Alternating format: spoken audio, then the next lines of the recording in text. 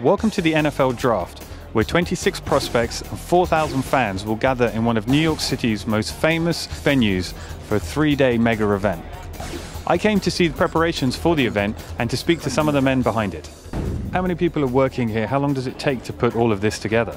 Probably about, at our peak, 120 guys that are working at the same time in order to get us set up and built out for the event.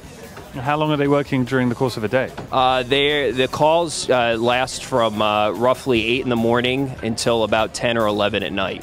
And we have the possibility that it could go even longer than that, depending on where we're at. I can tell you that we hold the distinction of a very special honor. We actually have the most seat polls in the history of Radio City Music Hall in order to fit in everything that we need to between the team tables, the number of press, and everything else that happens inside the building. So we listen to what fans want. So for example, this year you're going to see fans right down at the front of the stage, right up where the draft picks are announced, which historically was reserved only for the teams.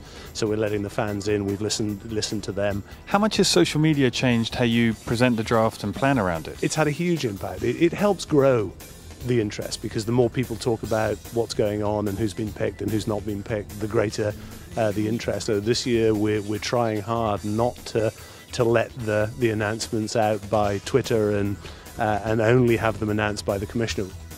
For the draft prospects themselves, it's a hectic week in New York of community events, photo ops, parties, and for some, an early taste of plugging for their sponsors.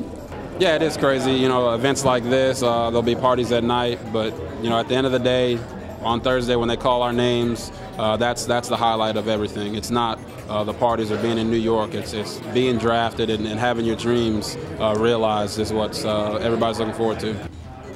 For the Wall Street Journal, I'm Sam Mahmoodi.